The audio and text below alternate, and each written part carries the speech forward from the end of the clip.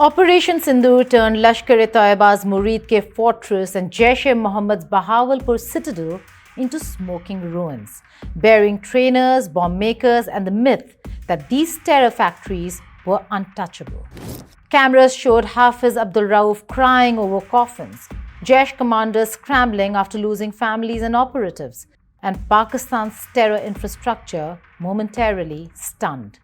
But shock has given way to rage. The same men who were left reeling are now roaring again, threatening India, boasting about 50-year deterrence, and staging secret huddles inside each other's destroyed strongholds. Lashkar leaders are into Jaish territory, Hamas emissaries are circling, and propaganda is screaming of a new era. So if their bases are rubble, but their leaders are regrouping, are we staring at the birth of something far more dangerous than before? Hello and welcome. You're watching Statecraft with me, Geeta Mohan.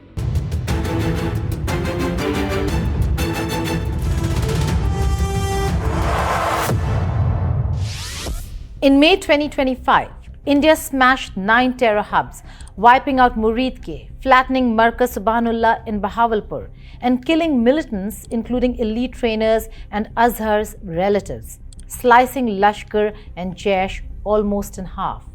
For weeks, their network scattered into madrasas, POK hideouts, and safe houses, morale shattered. But ISI pushed a rebuild, and now the same commanders, Rauf, Talha Saeed, Saifullah Kasuri, are meeting again inside Jaish's own backyard, even as infiltrations and threats spike. When two wounded terror giants start leaning on each other, is it because they're desperate or because they're preparing something monstrous? Hafiz Rauf, the Lashkar operations chief who sobbed when Muridke was obliterated, now stands in front of cameras promising that India will have its eyes gouged out and that Pakistan and the Mujahideen are winning. The same man who trembled at coffins is now selling triumph. That is not strength, that is psychological warfare. It is a desperate attempt to erase the humiliation of Operation Sindoor and to reinflate shattered morale. Instead of hiding, these leaders are now deliberately stepping into the open, issuing threats and staging joint appearances to project one message. Lashkar and Jaish are not broken, they're mutating. अब जनाजा पढ़ाना एक मुसलमान का दूसरे मुसलमान पर हक है, लेकिन अगर हम जनाजा भी पढ़ाएं तो हमारे दुश्मन के पेट में मरोड़ खड़े हो, उसका दिमाग मौत हो, उसकी रातों की नींदें हराम हो, तो इसका माना क्या है कि दुश्मन बड़ा बुखलाया हुआ है, उसके कदमों से जमीन निकल रही है, उसको अपना वजूद खतरे में नजर आ रहा है, वो अपने आप को ये समझता है कि अब आने वाला वक्त मेरा नहीं है और इंशाअल्लाह नहीं है। आने वाला वक्त, आने वाला कल, मेरी बात को खूब अच्छी तरह समझ लो, इंशाअल्लाह आने वाला कल ईमान का है, इस्लाम का है, पाकिस्तान का है। इंशाअल्लाह, इंशाअल्लाह। That mutation is visible in Bahawalpur. A Lashkar leadership meeting was held just kilometers from Jaish-e-Mohammed's destroyed headquarters, Markaz Subhanallah, the very site India had reduced to rubble. The symbolism is deliberate. Talha Saeed, Hafiz Saeed's heir, Saifullah Kasuri, Lashkar's deputy chief, and Pahalgam plotter, and Hafiz Rauf all gathered there, not in a Lashkar base but in Jaish's territory. Intelligence confirms Lashkar and Jaish operatives interacted. Even without photos, the message is loud. Old turf wars are being buried. Survival has forced unity. Two terror machines that once competed are now standing shoulder to shoulder inside each other's ruins, trying to forge a single, more lethal fist. This is not a new friendship. It is an old ISI-engineered marriage being violently renewed. Lashkar and Jaish have always overlapped, sharing hawala channels, madrasas, commanders, and even funerals. Before Sindoor, they already collaborated on the 2001 Parliament attack planning and used TRF as a shared mask for the Pahalgam massacre that killed 26 civilians. But Sindoor changed the equation. It did not just kill fighters, it shattered headquarters, killed Azhar's family members and halved their cadres. Lashkar dropped from 5,000 to 2,500, Jaish from about 3,000 to 1,500. That kind of loss doesn't encourage rivalry. It forces consolidation. Now they're pooling what remains. Lashkar's urban networks and Jaish's suicide bombing machinery. Rauf has also made an explosive public confession. India's Operation Sindoor completely destroyed Lashkar's headquarters at Markaz-e-Taiba in Muridke. Rauf openly admitted that the complex was so badly hit that it is no longer even a place where we can sit, calling it a very big attack. This is one of the clearest acknowledgements yet from inside Lashkar that India did not merely target camps, it flattened the very heart of Pakistan's terror infrastructure. The man who once cried over the ruins is now confirming that the headquarters of one of the world's deadliest terror groups was reduced to rubble. Even more damning was Rauf's open admission that Pakistan's state gives jihad a free hand. He said that nowhere in the world is it easier to recruit, indoctrinate, and train jihadists than in Pakistan, because the state has decided this is how it will be. In his own words, Pakistan's government has created an environment where terror operations, religious radicalization, and militant training can flourish without restraint. Rauf also claimed that during the India-Pakistan confrontation after the Pahalgam attack, Pakistan had real-time intelligence on India, allowing it to strike from here and from there, with the impact being felt as far as the United States and Europe. 6 और 7 मई को जो हुआ ये मस्जिद आज जहां हम नहीं बैठ सके वो खत्म हो गई, गिर गई। बहुत बड़ा हमला था, अल्लाह ताला ने बचा लिया, हिफाजत की। ये बच्चे यहां नहीं थे, अल्लाह ताला ने ये बच्चे यहां रहना चाहते थे और इनके खैर खा क्या चाहते थे, इनको यहां से ले जाएं। वो हालात से बाखबर थे। और फिर जंग मुरीद की थी। मोदी ने कहा हमने तो दहशतगर्दों के ठिकानों पे हमला किया और पाकिस्तान ने हम ही पे हमला कर दिया। हमने तो अपने टारगेट लिए थे, पाकिस्तान ने पूरा और इतना मारा है कि हिंदुस्तान का आर्मी चीफ परसों रो रहा था कि इनकी एक एक इंटेलिजेंस हमारे पास थी, एक एक चीज हमें यहां से भी मारा, हमें यहां से भी मारा और मारा यहां है। और उसकी धमक अमेरिका, फ्रांस, जर्मनी, यूरोप तक महसूस हो रही है। फौजी ज़ाब्ते बदल गए, फौजों के लड़ने के असूल बदल गए। जिनके तैयारे बिकते थे वो सारे के सारे स्क्रैप हो गए और जिनको कहते थे ये चाइना का माल है, आज सारी दुनिया में मांग किसकी है? कहते हैं चाइना का माल है। आज चाइना का माल जीता हुआ है और यूरोप की इंडस्ट्री फेल हो गई। अमेरिका को आज पाकिस्तान की तारीफें करनी पड़ रही हैं, तो इंशाअल्लाह ताला ये मुल्क तरक्की। Rauf went even further, openly crediting China for backing Pakistan during the crisis. He claimed that China provided Pakistan with intelligence and support during the confrontation under what he called Bunyan-e-Marsus, boasting that Chinese fighter jets and military technology have now replaced Western weapons as the world's most sought after. This confession came just as Lashkar staged a terrorists passing out ceremony at Markaz-e-Taiba on the 15th of January, attended by Hafiz Saeed's son Talha Saeed, Rauf himself, and Lashkar Deputy Chief Saifullah Kasuri.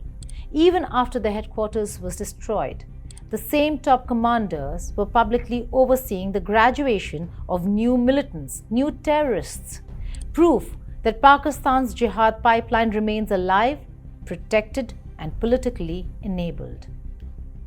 And behind this regrouping sits the same old hand, the ISI.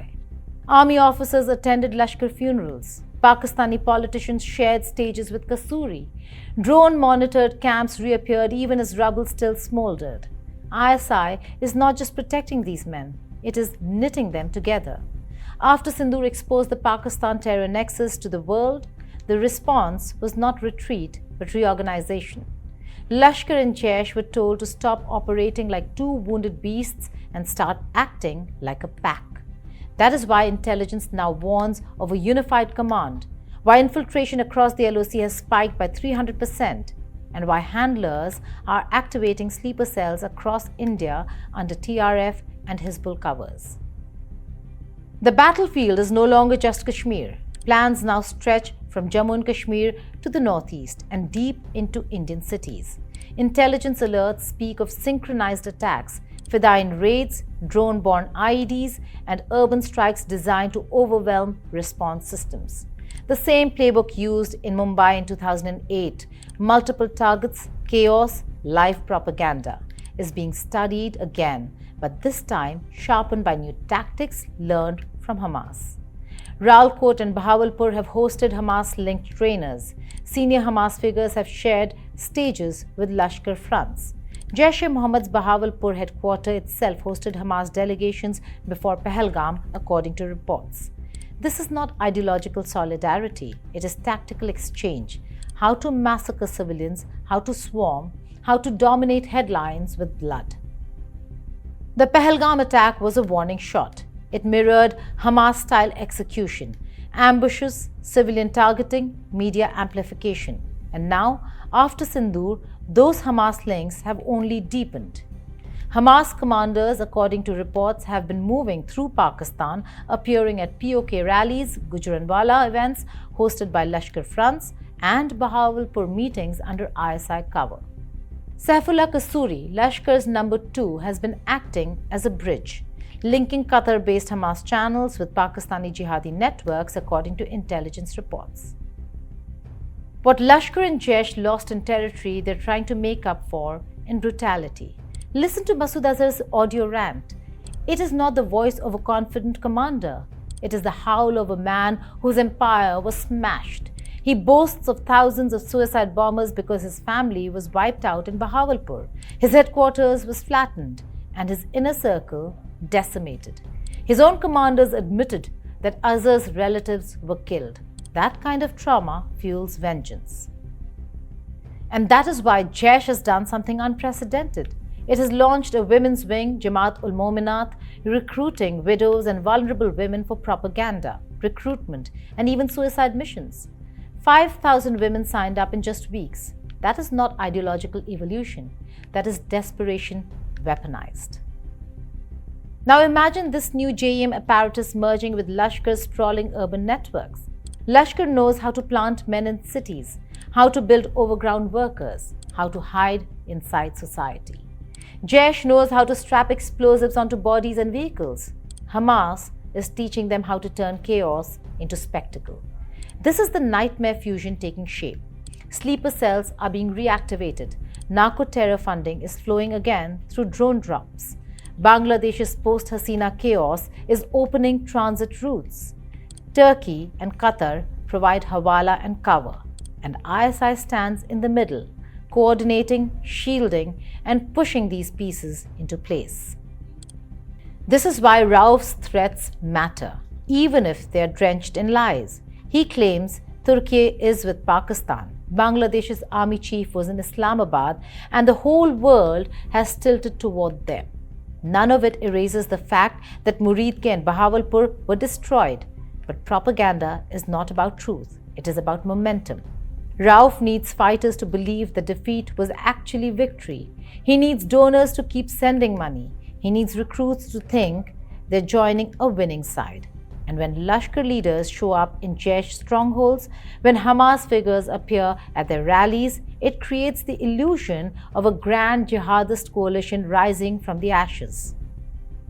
Indian intelligence is not taking that illusion lightly.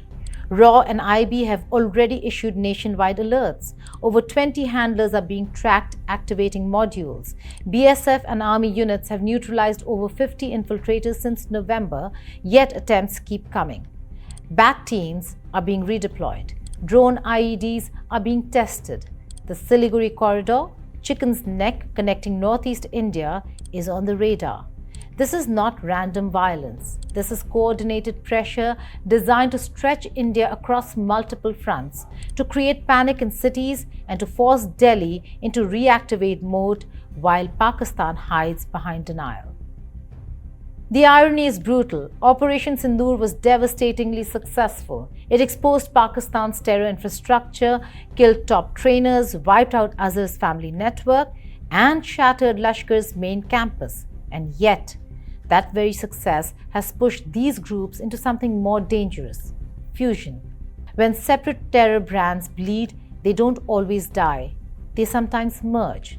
Lashkar brings logistics, JEM brings suicide bombers, Hamas brings spectacle, and ISI brings cover.